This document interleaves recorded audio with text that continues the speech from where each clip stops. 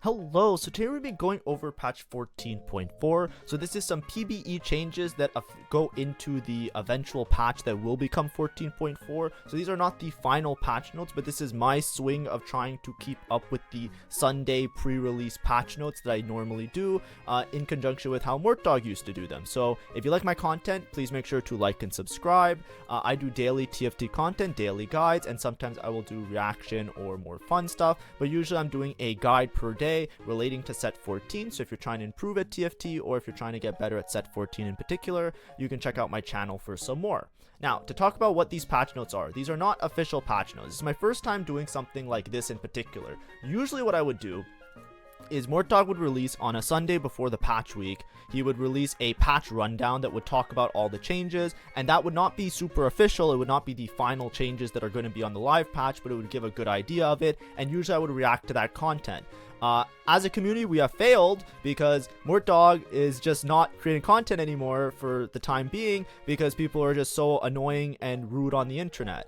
And I think that that's a failure of us as an entire community. I'm going to try my best to continue spreading positivity and doing the best that I can. So what I'm doing is I'm looking at PBE changes, and I made a similar video to what Mortdog used to do to try and fill in that gap. So it took a lot of work on my part. It's not official, but usually these patch notes coincide with whatever Mortdog was presenting, and they usually coincide with what ends up on the live patch. So usually this should be accurate, but it's the first time doing it. So of course, I'm going to do my top comps on the Wednesday. I'm going to talk about all of that on the Wednesday. So of course, we can wait till the official patch notes are out, but I usually do this on a Sunday, so to keep with my schedule and to fill that knowledge of like how people usually anticipate content to come out, I'm doing this video kind of as a first time swing and see how it goes. And if it doesn't work out and the changes aren't super accurate, then I just won't do it anymore in the future. But anyways, let's get straight into it. So one cost changes right now. So currently, Kog'Maw is being tested as having additional bonus physical damage, just increasing as 1-star, 2-star, and 3-star. This is the 80 that scales with physical damage, so I put the little symbols there. And you can see it's a little bit of a change. It's like around like 5-ish% or so. I think this can help out some of the boombot lines become a little bit more consistent or stable. I think Kog'Maw kind of really fizzled out or wasn't super stable later in the game. So I think this helps out quite a bit as having Kog'Maw as either an intermediate carry or playing towards one of the boombot lines that is a little bit less stable. If you're trying to reach those like 6 boombot high cap boards, you really need those lower cost units to pull some weight early game to give you that HP lead. So I think that's fine. Cool change. Next, we can start with 2 cost changes. So Alawi, typically not considered one of the best like tank units in the game right now. Like nobody's really like super duper excited about Alawi, but I thought she was pretty good. She's getting a 5 MR and armor buff. So this is her base MR and armor, which is pretty nice. So that usually scales with other things like items and augments and everything else. So this can make Alawi a good chunk more tanky because that's like around like a 10% buff more or less. Anima squad as well, it can help stabilize lines that work with that. It can also help stabilize more bastion front lines, which isn't something we've seen a lot as of recently. Next, we have Nefiri changes. So Nefiri is getting a nerf to the alpha damage. So this is what scales off of the amp trait with Nefiri. So we're getting like around like 5-ish, 10-ish%, not too much of a nerf. However, this line was already super unstable, especially if you didn't have an Ornn artifact or really good exotech items. So I'm expecting to see some amp buffs a little bit later. Hint, hint, nudge, nudge, I saw it before. But that might help to average it out a little bit, but it also might just be part of the fact that the Ornn artifacts spike this unit so hard. So sometimes you have these situations where like, you know, you either have to nerf the Ornn artifacts or you have to nerf the unit and just try and stabilize it a little bit that way. I would personally stay away from Nefiri from bad spots, especially because obviously the comp was already a little bit awkward to play, and now if it's a little bit of a nerf, even if it's a little bit of a nerf, it just makes that stability point a little bit harder to achieve. Next, we have Shyvana. So Shyvana now is going to be scaling a little bit more in the max health gain. So when Shyvana does her first cast, she kind of enters like a separate mode where she's healing and stuff, and then every subsequent cast she's gaining max health. Or not subsequent cast, but like she eventually gains max health as part of her ult.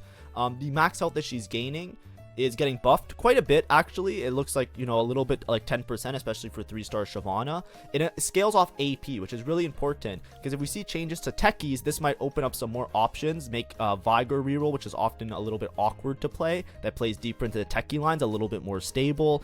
It can also help with Nitro, because now, like, if you scale her off really well with her Techie trait, she can actually gain a lot of health and become a really powerful frontline unit. The health gain's also really cool because she also has the Bastion trait, so she inherently gets armor and MR, which is really nice. So you can combine a lot of HP gains with armor and MR. It's not like massive, it's not going to make her like the best tank in the game or anything like that, but it is a little bit of a buff, which is kind of nice to see. Next we have some more 2 costs, so Skarner. Skarner getting a buff. This is the damage that Skarner does. So Skarner has an ability that then scales off armor and then does additional damage. This is cool because it can help, like I said before, stabilize those Boombot lines. Right now, Boombot is kind of in an awkward spot unless you have like a really good fiddle spot or like a really good tempo spot. It's a little bit awkward.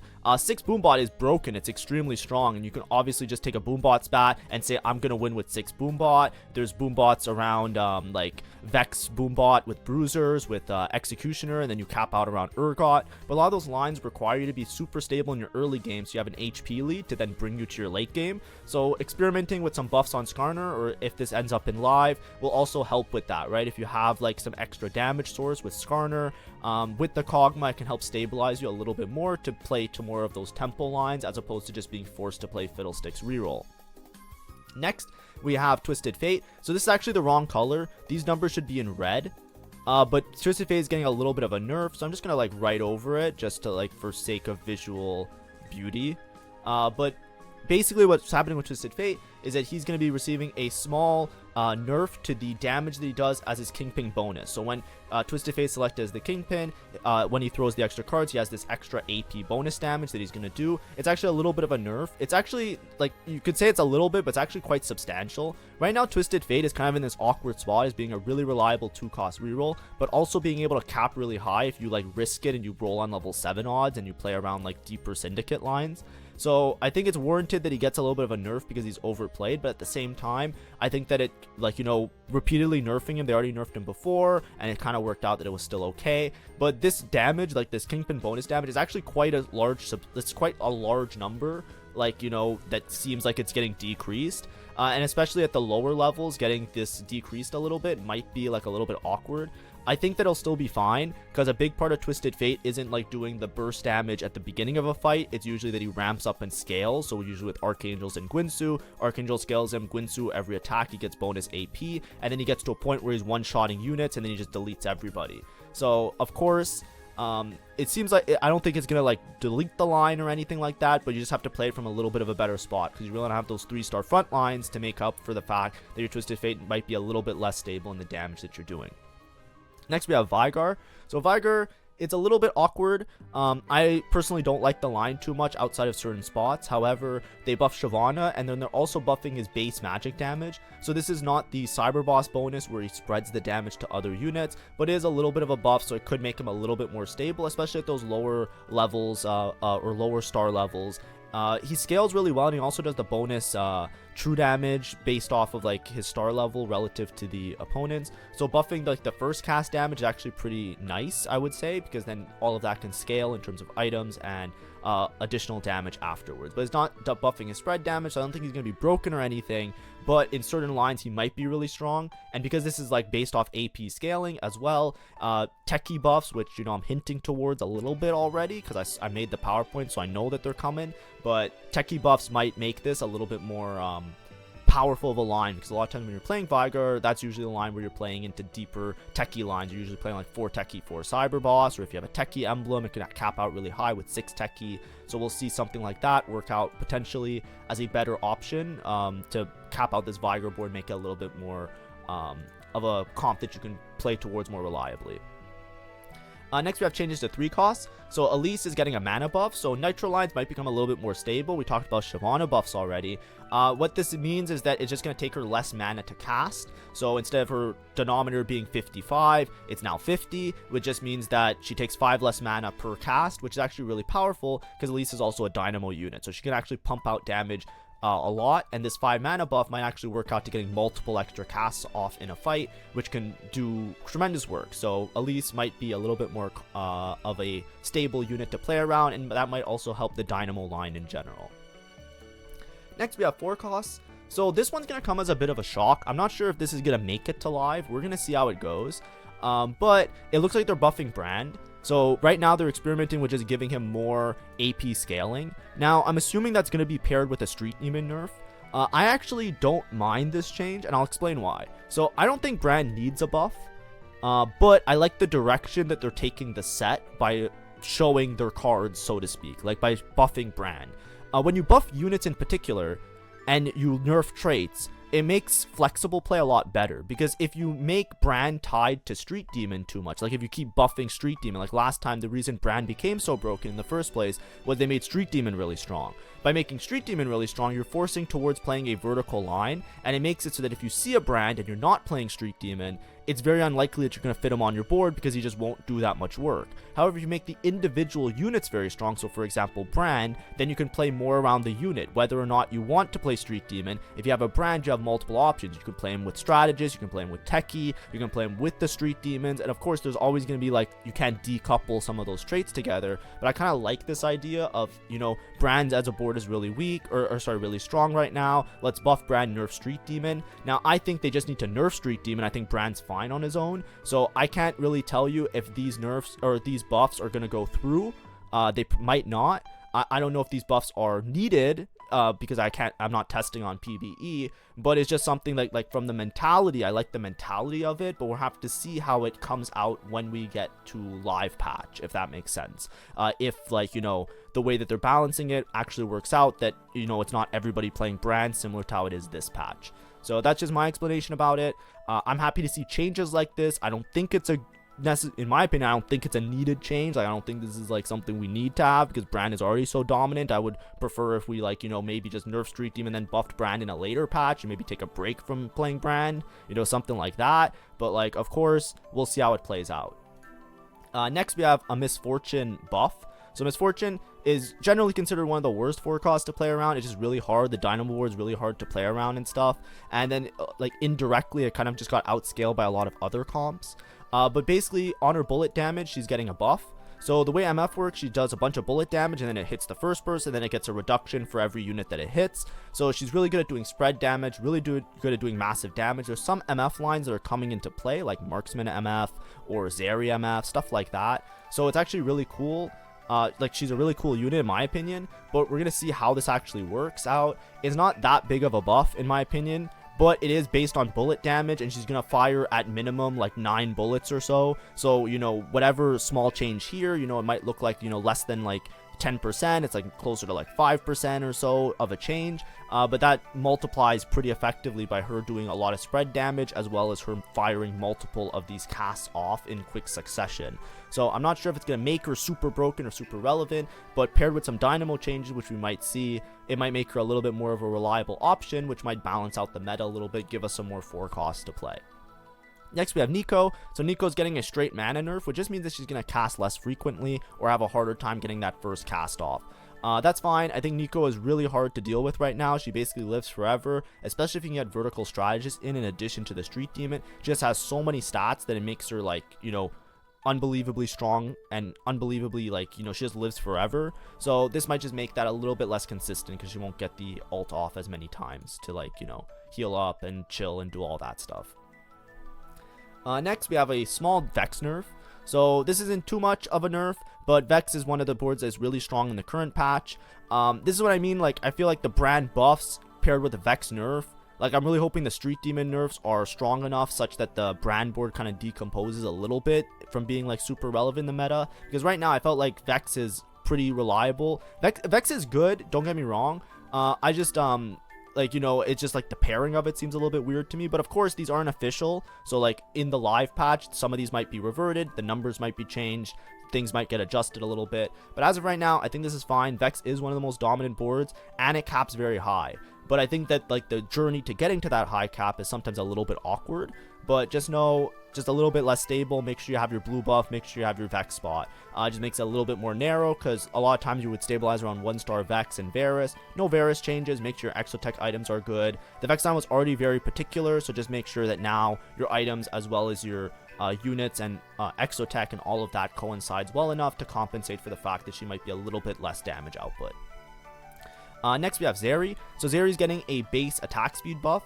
Base attack speed is massive because Zeri wants to scale up a Guinsoo typically. So base attack speed will mean that you're attacking faster at the start, which means you're going to stack your Guinsoo faster starting from the beginning of the round. This is actually a pretty big buff. We're going to see if Zeri becomes a little bit more relevant. I think she just fell off really hard after getting a lot of the Exotech items that she liked to have be nerfed. I think Zeri is playable, but she's more of like a salvage play for top 4 kind of unit right now, and it's very, very risky to play her. So having the base attack speed buff, maybe paired with some buffs to some other traits, might make a Zeri board come up. Zeri MF was an option that people sometimes played just because it was like uncontested 4 cost you can hit for free and tempo off of. So maybe now with Zeri nerfs, Zeri buffs and MF buffs, maybe Zeri MF might be a little bit more of a reliable option to play if you're not unable to play some of the other units.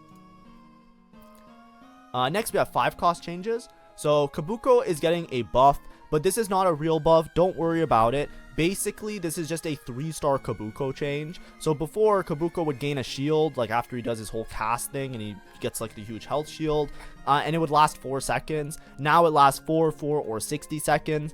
I think it was just like maybe Kabuko 3 would lose because he just would lose his shield. So instead of having like a 10,000 HP shield, he would have a shield and then it would disappear. So like, I think it was just like, maybe situations where you should have won the game off of him. You just, like, it's not relevant, okay? Like, I don't think it's gonna matter too much to anybody unless you're playing like Hyper Roll or some crazy kind of game mode.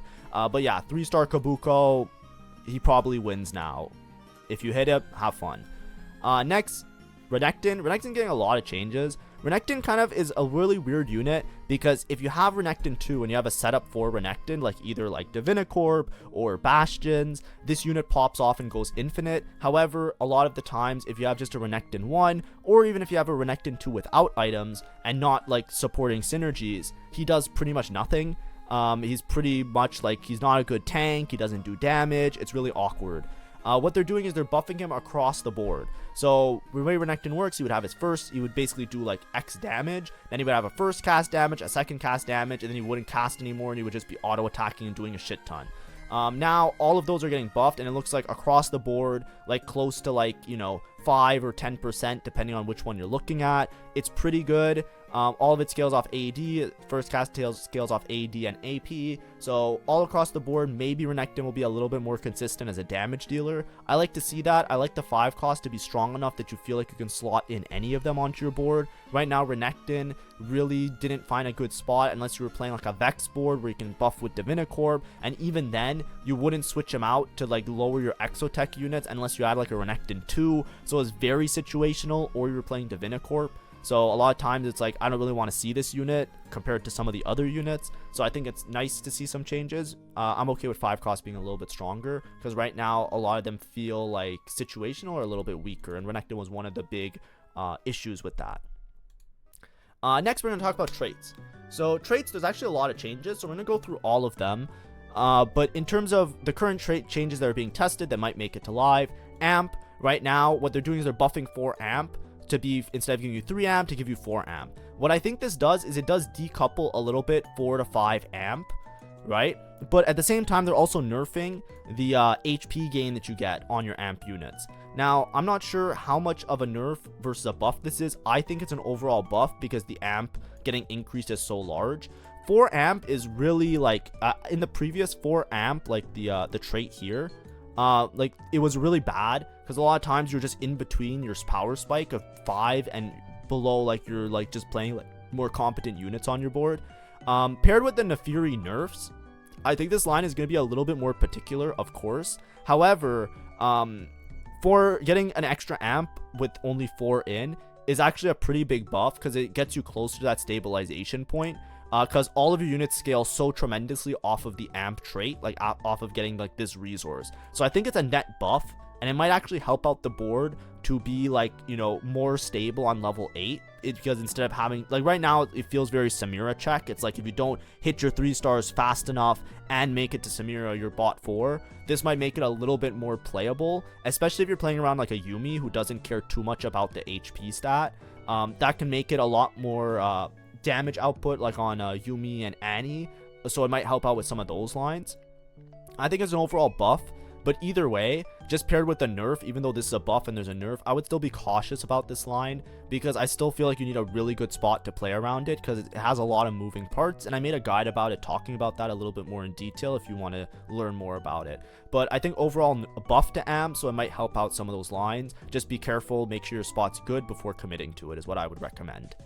Next, Anima Squad. So Anima Squad, they're buffing 7 Anima to give 5 more armor. I'm not sure if this is how it was at the beginning of the game, but paired with some other changes, like change to Alawi, as well as some like rearranging of some of the other traits, I think this might help Anima become a little bit more popular as a trait. Right now, I kind of like to play Anima if I have a really good opener for it, because it's really good at tempoing. You have a lot of early game power with Anima because of the extra weapon, and if you hit some of the good weapons, I think like Gatling Bunny, not Gatling, what's it called, Uwu Blaster, that one's like really strong early game, right? And with a lot of like your other boards, it can cap pretty high if you have an Emblem, and you can play around some 5 costs, because there's a lot of synergies with the vertical trait that allows you to fit in many different 5 costs pretty effectively. So buffing 7, I think is really nice, because that's usually where it feels like the weakest, right? Like 3 Anima is pretty good, your early game. 5 Anima, you can often warrant playing it in the mid game, and it gives good stats. And then 7 is usually where you lost every single fight, because you're just trying to make it to level 9. So I think this helps in that regard. I'm not sure if it's going to make Anima Squad like broken, like everybody plays it, because it's just 5 armor. But it is 5 armor on your whole board, which is pretty substantial. So I'm kind of like at arms, like I don't know how good it's going to be, but it's definitely going to be better. And I already got like multiple first last patch playing. Well, obviously I'm still in like Smurf low. My apologies, because I haven't been playing that much. But of the Anima games I've played, I've averaged pretty high on them, so I'm pretty hopeful of the trait. So I think that it would be I think that it'll be good next patch. We'll see though. Next we have Bastion. So Bastion, they're just giving 5 extra armor to non-Bastions. Also scales because they gain more armor, like part of the Bastion synergy.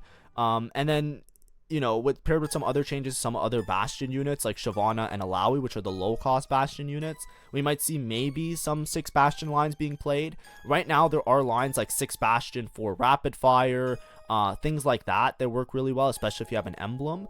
A lot of times they're like very situational, but by buffing the trait a little bit, maybe it'll be less situational, and that's the idea. If it becomes a little bit more potent, like for example, with Zeri buffs, if you have like a good Zeri item and you can play 6 Bastion instead of playing Exotech, that's like another flexible option you can play that can scale off some low cost units that will make you you know, have the potential to like cap really high potentially. So we're gonna see how it works out. I don't think it's that big of a change. I don't think it's gonna like swing the meta in any way, but of course, like this small change with other comps getting adjusted minorly, you know, we'll see how the Jenga pieces fall when the patch goes live.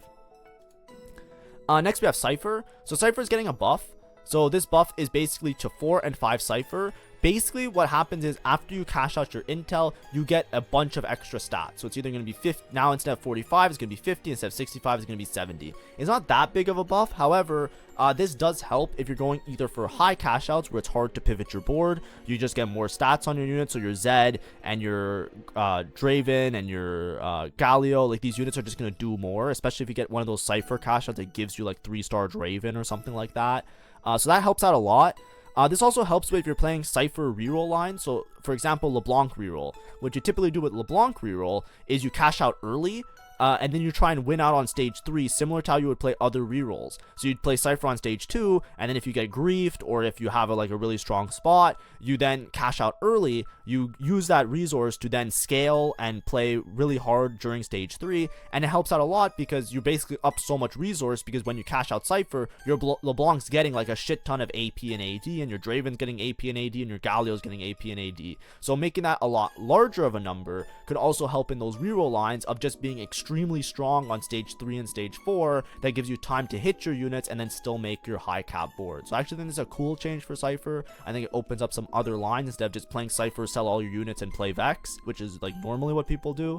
But you know, I think it's cool. So we'll see how it plays out, of course, and try out some different Cypher lines if you haven't already, maybe. Divinicorp. So Divinicorp activates as 1 to 7. Here I have 5, 6, and 7 Divinicorp because these are the ones that were getting changed according to the PvE notes.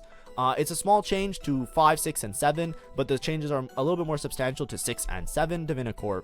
These lines, usually you play around like Slayer Z, but you can also play it with like many other lines, especially if you have Divinicorp +1. I think Divinicorp as a vertical trait has fallen off in terms of like people playing the lines. Like a lot of times if you're playing Slayer, you'd rather play like Slayer reroll because it's just more efficient, and then you play 4 Slayer and not so much Divinicorp.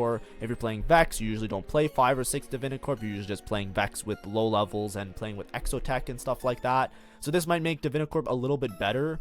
Divinicorp units also gain double the stats, so even though we're seeing a 5% or a 10% increase in these numbers, we expect that you're going to get double that if you're playing with a Divinicorp unit. So it can actually cap extremely high, paired with like Renekton buffs.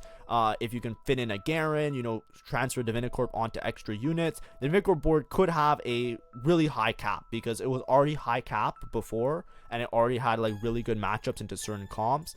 Especially if you're playing like into some other lines. So for example, like let's say Bastion, 6 Bastion becomes a problem. Divinicorp has a really good matchup into that because if you're playing Divinicorp Z, it doesn't matter how many Bastion units are in the front line, the Zed's going to dive the back line and kill the back line first anyways. You know, stuff like that. It has really good counter matchups. So of course, it really depends on how the comps kind of fall into each other, if that makes sense.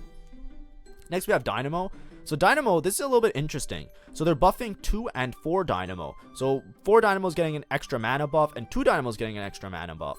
Now, I expected to see more of a buff to 4 Dynamo, because 4 Dynamo right now is not really like a good idea to play around. But 2 Dynamo getting a buff is actually crazy to me, because 2 Dynamo is actually very powerful. So in current, like the way Dynamo works is that your Dynamo units gain more mana, and then your whole board gains mana every couple seconds. So 2 Dynamo was actually really powerful to play on a lot of lines. Like if you played Vex, for example, you always had 2 Dynamo active because the extra mana you got from that made it very powerful for the Vex and the Varus to get their casts off. So you always played Morgana, and you always played a Dynamo unit because it was just so powerful. It was just such a good team-wide buff. So now buffing 2 Dynamo to 5 is actually huge, because I think that's like most boards already like to have 2 Dynamo in, so a lot of those boards are just going to get a little bit of a buff, which is pretty cool, but also a little bit scary. 3 Dynamo is not getting changed, that's fine. Usually that was like intermediate, you didn't really care about it. And then 4 Dynamo, which is usually when you're playing like a vertical Dynamo line, like around MF and like Aurora, like MF Aurora dual carry, is only getting a 1 mana, which doesn't seem like that much, but the Dynamo units do gain more, so it might be quite substantial. I can't not speak on it because it's hard to say, because MF right now is so awkward to play around, just not being that big of a damage dealer. And Aurora, after her nerfs, she's not super stable as a 1-cost carry, or sorry, as a 1-star carry in a lot of those lines, so I'm not sure. So we'll see how it plays out, but it's nice to see Dynamo buffs because Dynamo hasn't been super relevant as of recent. Next, we have Golden Ox. So Golden Ox is getting a buff to the base damage amp that you get for 4 and 6 Golden Ox. So as you can see, it's going up by 2 and 3%. I think it's to make it a little bit more consistent. Golden Ox right now is very 1st or 8th. You basically, like a lot of times when you're playing Golden Ox, even if you have a really good spot for it, if you low roll at one point towards later in the game, you can find yourself in a really bad spot, because a lot of times you're just like, you know, the plane's crashing, the plane's crashing, the plane's crashing, and then at one point you get so many resources that you just win every single fight, and that's usually coming from getting the extra components with 6 Golden Ox. I would still not recommend, even though it's a buff in general to like the damage amp, I would still not play Golden Ox unless you have a really good spot for like a really good opener, because you really need to have that HP lead to make sure that you can turn the ship around. Because like I said, if you can live long enough to get lots of cash outs, and you can find the strength in those extra components and itemizing everybody and cashing out infinite gold, then you will win out. You will win out eventually. But if you started from having like a really bad spot early in the game, then you're really hurting those chances of having the time to hit that win out potential. So that's why I always recommend, even if I see these changes, I'm still going to be skeptical about my Golden Ox spots, me personally. Next we have Marksman. So Marksman, they're buffing Marksman, which seems crazy to me. Right now, Marksman is one of the best lines to play around, but it's also by nature of not really having other AD options. But I think Aphelios and Xayah, if you have items for both of them, like if you have 3 items, both Xayah and Aphelios, they can actually delete so many frontline units. It is very strong, and I think it actually has good win out potential. A lot of times people talk about Marksman Vanguard, and they're like, it kind of sucks, it doesn't win, whatever, blah, blah, blah. But, you know, compared to a lot of other comps, I think it's pretty good. So they're buffing it that now you're gaining more AD with 4 marksmen every 6 seconds. I think that's a little bit crazy to me, but maybe it's not. Maybe it's okay. Marksmen usually deal with a lot of explosive damage, so it's not that big of a deal because a lot of times you're not cashing this out multiple times every 6 seconds, if that makes sense. But we'll see. We'll see how it plays out. I didn't think marksmen needed a buff in general. I think maybe like, you know, a Vanguard buff would have been cool, and then maybe you can play 2 marksmen instead. Like, I would have liked to see maybe a 2 marksman buff, just because right now it feels like marksman, you always want to play 4 marksmen, if that makes sense. It's very rare that you look at your marksman board and you're like, I'll just play 2 marksmen. It's like the buff that you get, the extra AD and the extra stacking is so powerful that you're usually almost always playing 4 marksmen. And they just buffed it more, so I feel like it makes it more reliant on the 4 marksmen, if that makes sense. Next, we have Rapidfire. Very small change, but to 4 Rapidfire, it's a 1% attack speed. I think this is fine. Paired with Zeri buffs and Bastion buffs, we might see Bastion Rapidfire become a little bit more relevant. Right now, usually you just play 2 Rapidfire or no Rapidfire, depending on your setup. But buffing it a little bit, that's fine. Maybe you can make some lines where you want to play 4 Rapidfire at a backline. We'll see how it goes. Basically, if you want to know, like, it's 1% per stack, so it works out to like a 10% attack speed buff, which is quite substantial, especially if you're a unit that's ramping up attack speed, because it'll just get you to that critical mass of, like, you know, my max attack speed cap a lot earlier, which is really powerful. Next, we have Street Demon. So this is the big one. The nerf doesn't seem that big, but it's across a whole board, so it could be pretty substantial. But basically, 7 Street Demons getting nerfed by 1% across the board. So 1% less HP, 1% less AD, 1% less AP, all of that. I think this is fine. A lot of times Street Demons, you know, you would gain double and then 50% more in the signature hex. So even though it looks like it's a 1% change, it's really like a 2% change, or maybe even like a 3% change. So, you know, across all stats and across the entire board, it actually is a little bit more substantial. It's actually pretty, like, it seems reasonable, but I think it's like handling this a little bit with kitten gloves, like, or I don't know what you call it, like, you know, handling it very softly, right? I think Street Demon is so relevant in the meta right now. I don't think anybody would really care if it became a really bad comp, and like, you know what I mean? I think everybody's been seeing like at least 2 brands per game, and with the brand buff as well, I'm not sure if Street Demon is going to be that affected by just 1% of a change, but a lot of this also comes down to the other comps in the meta, right? Like if Strategist, for example, is really strong, if Techie, which we're going to talk about in a second, becomes really strong, then it might not be worthwhile to play around Street Demon in particular. So I'm unsure exactly how big of a nerf this is and how much it will affect the current landscape of the game,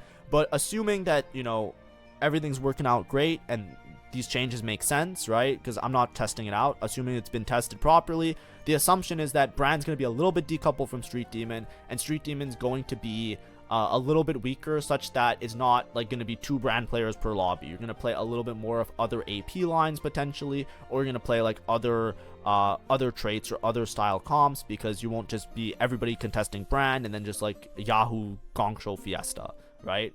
So good to see changes. Hopefully it's enough. That's what I will say. Hopefully it's enough so that it doesn't feel like really awkward and live. Next we have Techie. So 6 Techie and 8 Techie are getting buffs.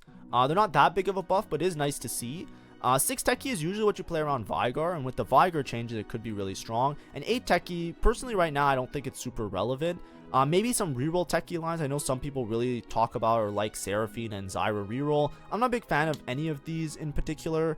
I think that Techie is just really hard to play because a lot of times you just lack so much frontline that a lot of times if you're playing the Techie units, I'd rather like fit in more Street Demon, get the HP buffs, and just have like a really tanky board to give my units time to do damage instead of just relying on one shot. Eventually, at one point, if these are buffed high enough that your one-shot potential is through the roof, then of course 6 Techie and 8 Techie will make sense in certain situations that you'll just kill everybody. But especially with the current state of the game, there's a lot of high HP units, right? There's reroll comps that you won't be able to one-shot. There are really strong front lines that might be hard to deal with. it's hard for me to justify saying I'm just going to play no frontline and play a bunch of Techie units and hope for the best. Maybe it works out with Vanguard reroll, for example, because then you have a frontline Techie unit in the form of Shyvana that might be really strong to give you time, and you have Vanguard who's also like less susceptible to getting sniped in the back line because he's a 3-star. That's usually where these lines come into play. And of course, if you have Techie Emblem, it also makes it a little bit better. Techie Emblem was kind of a little bit awkward because, you know, if you're playing Brand, you didn't really care about playing 4 Techie because like you couldn't fit it in very easily. So then you'd have to sacrifice Street Demon, and then at that point it's like, what are we doing? And then if you had it, you usually want to like force towards a reroll line with a little bit of decoupling, and maybe makes Techie Emblem a little bit more playable, which is cool and fun. So I'm happy with these changes. I'm cool with it. So we'll see how it plays out in live. Finally, we have Vanguard. So Vanguard's getting a small buff to 6 Vanguard shielding, getting an extra 2% durability. I think right now, a lot of the vertical traits are very rarely played. Besides Fiddlesticks Bruiser, you're very rarely ever playing like 6 Bastion, 6 Bruiser, or 6 Vanguard. Especially with Marksman getting buffed to 4, I think this might help out the max cap of certain boards. Like Vanguard Marksman caps really high if you have a Vanguard emblem, and then you can play 4 Marksman, 6 Vanguard on level 9. But besides that, it's like I don't really see a reason to play 6 Vanguard, but maybe in certain reroll lines it might become a lot stronger. Think like Vi Hero or Kane Hero, where normally you would be playing around more vertical Vanguard lines. Vanguard might also fit in with like maybe a Rapidfire board. Whenever you think of these large vertical traits, you want a backline that is ramping up or scaling really effectively. So we'll see how it plays out. We'll see how it works. But you know, just be aware, 6 Vanguard to me already was really strong, especially if you're playing towards any of the reroll lines that use it, like for example like Vayne Slayer Vanguard. So now 6 might just make it more of a tip the scale in that favor. Like for example, like before you would cap out Vayne with some legendaries. Maybe if you don't have the room for the legendaries, you can then push levels and just play 6 Vanguard, 4 Slayer or something like that in order to cap out those kind of boards, if that makes sense. Next, we have emblems. So these are the emblems that have bonus effects, and a lot of their bonus effects got changed or are getting buffed according to like PvE notes. So Marksman emblem, for example, is now reducing the armor instead of by 2 by 3. This armor reduction is actually pretty massive, and it actually does quite a bit of extra damage because you can just like tick them down to like very low or 0 a lot of the time. So it's actually pretty substantial, especially if you're playing somebody like a Felios or like a unit, or if you put this unit on a unit that auto attacks a bunch. So I think that it's pretty nice. I already thought Marksman Emblem was really strong. It wasn't super necessary. It just helped with like a max cap board, but it didn't help you stabilize earlier, if that made sense. But this is actually pretty big, so I think this might make it a little bit more popular, because I think it was already like kind of okay. You'd like to play around it often. Then we have Dynamo Emblem. So Dynamo Emblem, I think the ability is really strong.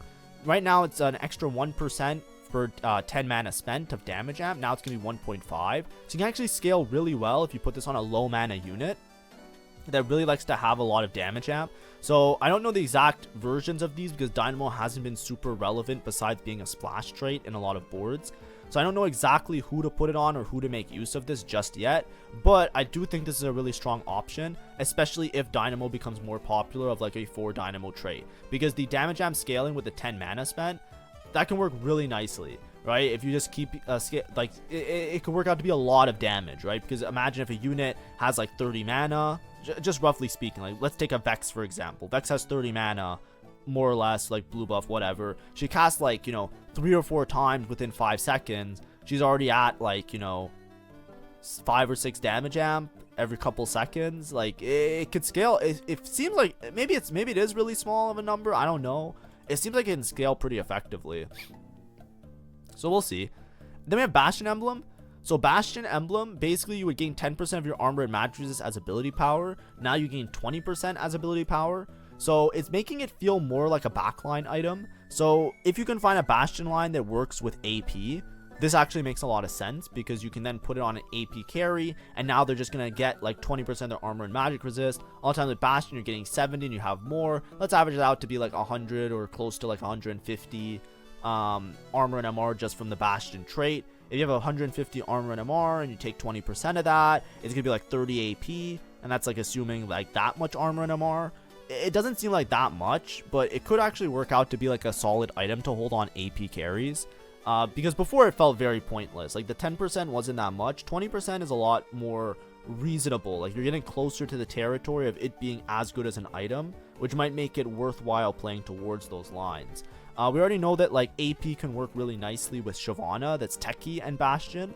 So we might see something like that that works out pretty nicely. It can also be really good with cash outs because like you can get emblems and frying pans as a Cypher cash out, and a lot of times it's hard to know what item to make there. So you can get like a Bastion front line and like, you know, LeBlanc or Strategist back line, and then they gain a bunch of AP that scales off their damage amp, right? There's some interesting things you can do. I don't know every single variation because obviously, like, you know, I'm never playing around Bastion Emblem. It just doesn't seem that relevant right now, but maybe it will become more relevant and then we can learn some stuff and do some like secret sauce tech. We'll see what happens. Next we have Slayer Emblem, or finally we have Slayer Emblem. Slayer Emblem, they're just increasing the healing from 25 to 33. You know, makes sense, just playing deeper into that Slayer trait, and they get a bunch of Slayer healing anyway, so then they just become really strong. Could work out really nicely for multiple units. Next we have item changes. So I thought they were gonna nerf more Ornn artifacts. So like, I remember during my Ornn artifact guide, there were some people that were like respectful and nice about it, saying like, hey, your items are outdated or whatever. I usually don't update the artifacts whenever I talk about them because they often change the numbers like very much, like throughout many patches, especially early on in the set. So I didn't bother updating them because, like, you know, in the time of me editing the video, I had to update the same slides like 3 or 4 times because, like, you know, Trenchcoat got updated and stuff like that. So I was expecting more changes actually, but I guess I was wrong. I should have updated my slides. That's just to say sorry, guys. I thought they were gonna change a lot more artifacts this patch, which is why I didn't update them. Because I'm like, yeah, they're probably gonna nerf these anyways. There's no point. But either way, Manazane, one of the most popular items right now because there's so many units that just love to cast a bunch. They're decreasing all the stats basically, or mostly just the attack speed and the AD, which is kind of like sad. Because I think Manazane was really cool that it was flexible to play on like AD units. So this really only hurts AD units, right? So it just makes it less flexible, which I don't like. I like the item to be more flexible. Like personally, I would like it to give it more attack damage so that it becomes more like, you know, of a Xayah item, for example. Because it is pretty good on Xayah for right now. But now it's like, you know, if you decrease the stats that the units that are not AP units like, then it makes it feel like you want to play it more on the AP units instead of the AD units, so it's like kind of awkward. I like changes that make things a little bit more open, especially with Ornn artifacts that they're already so forcing. I like the idea that you can just click a Manazane and then you can like decide on who you want to put it on later. If you have AD items, you can play towards Marksman and put on a Xayah, or some other unit that really like to cast that was a AD unit. But now it feels like, you know, it's not that big of a nerf, right? Usually just took it for the mana generation effect anyways and not the stats, but it's just something to point out. Flux Capacitor. So this item got nerfed quite substantially last time, which really hurt the Zeri comp. They're buffing the AD, and they also buffed Zeri's AS. So now she's going to do a little bit more AD and a little bit more AS in general if you put Flux Capacitor on her. So it might work out that it's okay. I still think that if you're playing Zeri, you have to have a really good spot for her. Or it might turn into like more of a Rapidfire synergy that you play Flux Capacitor for Rapidfire and like have a whole like Bastion setup or something like that. We'll see how it goes. I'm not sure if this makes it like super relevant. Like, I'm not looking at this 5 AD and saying to myself, damn, Flux Capacitor is going to be broken, right? You know, I'm kind of looking at it, I'm thinking like, that's a good change. It might make it a little bit more stable, maybe playable. Next we have Augment. So this is going to be the final part of this presentation. It's just all the augments. We'll start with Silver. So Preparation, it gives health and a bunch of stats per preparation stack. It's getting buffed from 20 to 30. I already think Preparation is extremely strong and gives a lot of stats. I am very much a Preparation enjoyer and Preparation taker. So I think this is, I don't know why it's getting buffed. Maybe this might be because it's harder to play around. Maybe I'm wrong in my judgment and the stats aren't that crazy. But to me, this is a huge buff. Like, this was already an augment that I thought very highly of, and they're giving you more health per stack. That works out to 40 extra health on every unit that you finish preparing. I'm down, right? Okay. But at the same time, it's like, I don't get it, but sure. Maybe I'm wrong, or maybe it's just like a skill thing. Like, Preparation's hard to play around, so this helps you to stabilize earlier on 1 and 2 preparation stacks, right? Your max cap of 4, sometimes you don't even reach 4 preparation stacks. Maybe that's part of the reason why it's getting buffed. Next, we have our gold augments, which I think there will be a lot of them. So the first one, excuse me, I opened my window, so I'm having allergies. You know, spring things. But anyways, 10,000 IQ. So it's a little bit confusing, so I just put all the text here. Before, you would basically guess if you're going to win more rounds or lose more rounds, and if you're correct, you would get 2 gold and a random completed item. Now you're getting 8 gold after those rounds, no matter what, whether you're correct or you're not correct. And then if you're correct, you're also getting completed item anvil. Instead of starting with a LeBlanc, you're starting with a Yuumi. This is a substantial nerf. Now, substantial buff. Excuse me. This is a substantial buff. This is a massive change to it. If this goes through, I think this will be a really good augment to play around. Now, vertical strategy is a little bit awkward because it's stuck with Street Demon, right? They're glued at the hip because Nico and Echo are strategists and Street Demon. A lot of times you have to play around Amp as well with strategists, and then Samira's Amp strategist, so it's just like a mess, right? It's hard to like separate them. However, Yuumi reroll is really strong, and LeBlanc reroll is also really strong. I think with this type of board, you also open the option of playing those things. Now, getting a completed item anvil is crazy because completed item anvil is not a random item. You get to pick the item. So you're up so many resources by taking this augment. You're getting 8 gold per round as soon as you get to 3 stages, right? If you take this on 2-1, for example, or even like stage, I don't know if it's offered on 2-1, but maybe it's not. But like, let's say you take it on stage 2. Stage 2, you're getting an item anvil and 8 gold. Stage 3, you're getting an item anvil and 8 gold. Stage 4, you're getting an item anvil and 8 gold. That is so many resources because usually a gold, you get 3 components. So after 2 stages, if you get this on stage 2, stage 2, stage 3, you start stage 4, you're already getting more value from this augment than most other gold augments. So it actually becomes very powerful. And there's also conditions that you can play reroll, so you have a reroll out. You can play more flexibly. I honestly think that this augment is like, I'm going to take it more often than not. Like, before I didn't take it because it felt very forcing. I think this might even work if you're not playing vertical strategist, right? You might just play this and play like, you know, a brand board anyways, just use the components to like steamroll your opponent, right? Like, if you see this, you can just lose streak, play brand, and just like have the strategist in anyways and just like cash out some extra components. Like, it actually seems insanely good value for what it is. So, I don't know. We'll see how it plays out, of course. I think it used to be stronger, then it got nerfed because Strategist Amp at the first patch was really strong. So maybe that's part of it, but holy. Next we have Bronze for Life. So instead of giving 3 damage amp per trait, it's 3.5 now. That's pretty substantial buff, right? It's a good amount, it's a good chunk of change. Bronze for Life is a little bit awkward. If you really want damage amp, it makes sense. So if you have a crit build and solid stats, it can work really well for your board. However, it's a little bit awkward sometimes to play around. So maybe a Bronze for Life board might come into play. Like usually once per set, somebody, like we find eventually through trial and error, one of the boards that fits in a lot of traits works out to actually be really strong with those traits in. We'll see how it plays out, of course. Then we have Climb the Ladder. So Climb the Ladder, it used to give 6 across the board, 6 AP, 6 attack damage, armor, MR. Now it gives 5 across the board. They're buffing vertical traits like Anima and some of the other vertical traits, so it makes sense. This was really strong because of Street Demon. So I don't know if it's like gonna be super strong, because usually if you're playing Climb the Ladder, you want to play something like Giga vertical trait to make sure you get maximum value off of it. So, you know, nerf might make vertical traits a little bit harder to play. Just keep that in mind. I think it will still be good though. Flatline nerf, so instead of executing at 12, it's going to execute at 10. That's fine. I think Marksman were already really strong, and Flatline kind of brought them over that edge, so now they're just making it a little bit worse. Golemify, extremely powerful. They're nerfing the health that you get for it and the attack damage that you get. Golemify, I think, is like an always you take it, but you have to have good econ, so you can't always take it. It increases your econ so tremendously that you can take it and just go 8th very easily with it. So be careful. But if you have a spot to take it, like if you have a lot of gold and you're not contested on the line that you're playing, or you can play an uncontested line or play flexibly, then take it all the time. I still think it's like that. I still think it's going to be really strong even with these nerfs. Next, High Voltage. I didn't even know this was broken, but it's something I learned this weekend making the slideshow. But High Voltage apparently is doing really well because they're nerfing it from 25% bonus damage to all your sparks to 15%.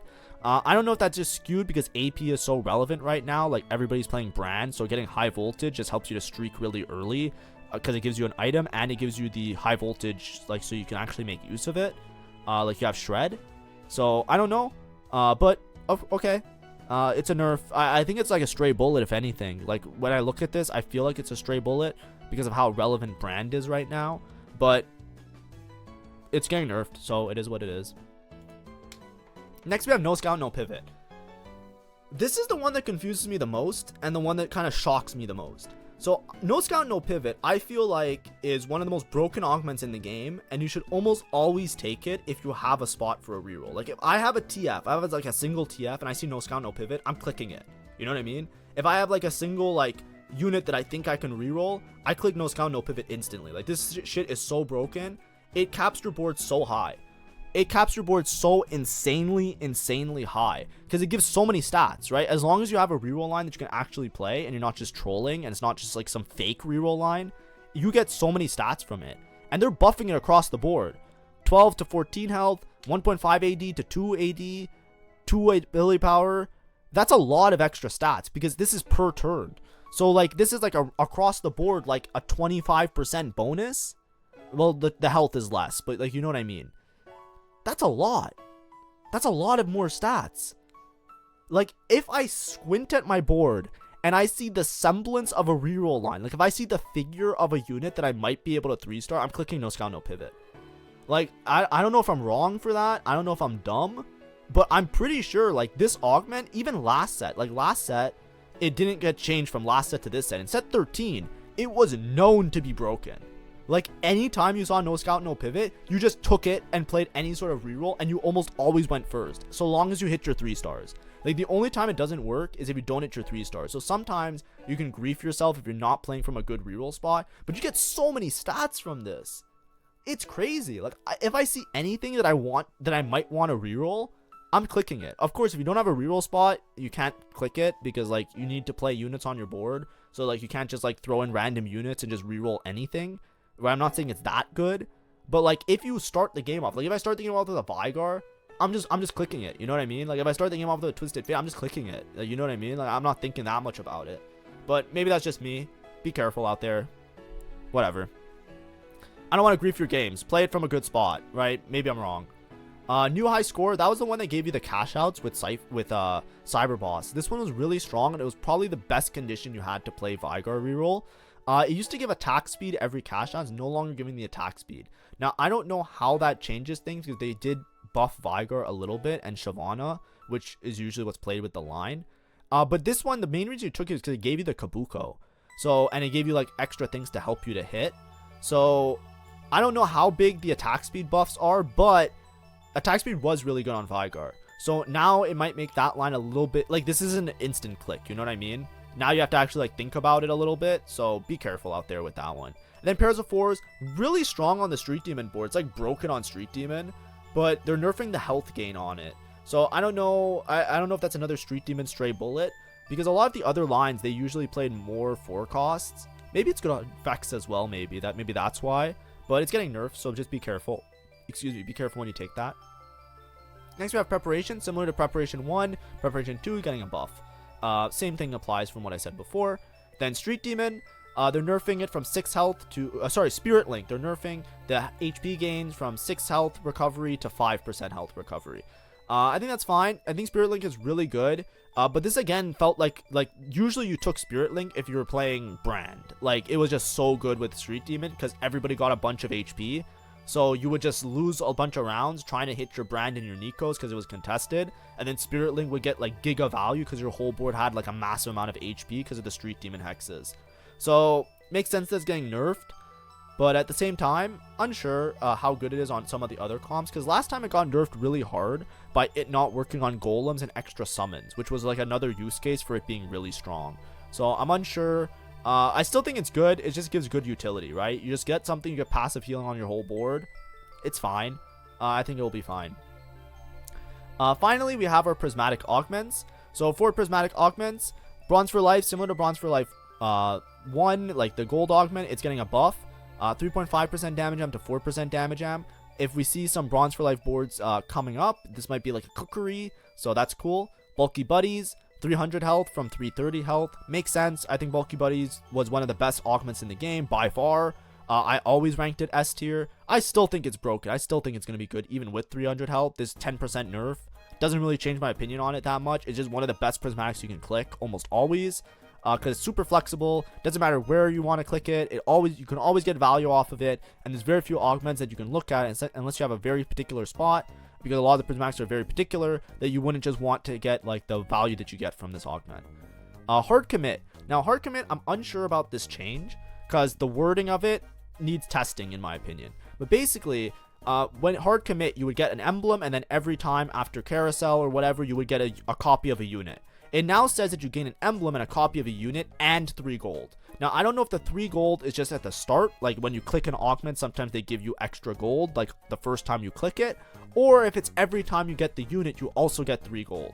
If it's every time, that's a huge change. That makes this way better, because 3 gold every time you get a unit is a massive amount of gold for what it already gives you, which is an emblem and a copy of a unit that fits the emblem. So that's huge if it's every time. If it's not every time, then that's just part of balancing, right? It just makes it a little bit more consistent because maybe it just needs the extra gold, hit econ earlier, gives you that potential out. So it's just a buff, like it's a smaller buff, but it's still a buff. Next, finally, we have shopping spree. This one is not like a repeated gold. This one's like how I was saying before, like it just gives you gold up front. So now it just makes it harder for you to hit that interest threshold. You don't start with 4 gold, you start with 2 gold. But anyways, oh, that's the wrong slide. It was supposed to be a thank you slide. But anyways, thank you for watching. I went through all of the notes changes so far. Like I said, these are not official. I will still do a top comps video later this week. I wanted to do the video how I normally do them. This was a patch day on my schedule according to my phone. So, or a patch note review day on my phone. So I want to do a patch note review. We're going to see how accurate it is. If it turns out that the live patch varied a lot, then I probably won't do videos like this anymore, and I'll have to do them on the Tuesdays before the patch days instead of doing them on the Sundays. But because it's the first time, like, you know, Mortdog's not doing his patch reviews, that I can react to those ones that felt more like chutzpah, because like obviously he was a Riot dev, instead of me just looking at like PBE numbers that might not be like fully official. But I tried my best. I did the PowerPoint myself this time, but like I said as well before, you know, we lost a really good community member, something that actually made the community a nice place, in the form of Mortdog. So, you know, be better. If you're one of the people that was rude to him at any point in TFT career, I try my hardest never to directly be rude to Mortdog. Sometimes I'll say like, you know, fuck the game or stuff like that, but it's never directed at any one person, or it's never directed at him. And I'm never commenting or being rude or hostile towards him in any way. I would recommend, if you were one of those people, go apologize, okay? Be a better community member, because like, you know, today I had to put in a lot of extra work to do a reaction to this PowerPoint and stuff. You know what I mean? It's like he was somebody that really mattered to me even as a YouTube creator. I watched his videos, I watched his streams, I listened to what he said, and now he just doesn't say anything anymore, right? I don't even know what bug changes there are, right? Like, you know, because there's no bug information, right? Like we lost a lot of valuable information from somebody who was really helpful and really nice. So, you know, we'll see how this goes. Of course, if this is something I can do recurring, I'll do this every time it's a patch review as per usual. But like I said, if you're somebody who was rude to him in the past, please go apologize to him, because like, you know, people shouldn't be some to like shitheads on the internet, right? And if you're being a shithead, don't be. All right, final words for this. But anyways, hopefully this was helpful. Hopefully you enjoyed it. If you like my content, make sure to like and subscribe, and have a great day. Have a great Sunday. It's super sunny for me. I'm going to go for a walk right now. And hopefully the patch notes are accurate. If they're not, like I said, I won't do it this way in the future. I just want to try it out like this one time at least. So thank you. Goodbye.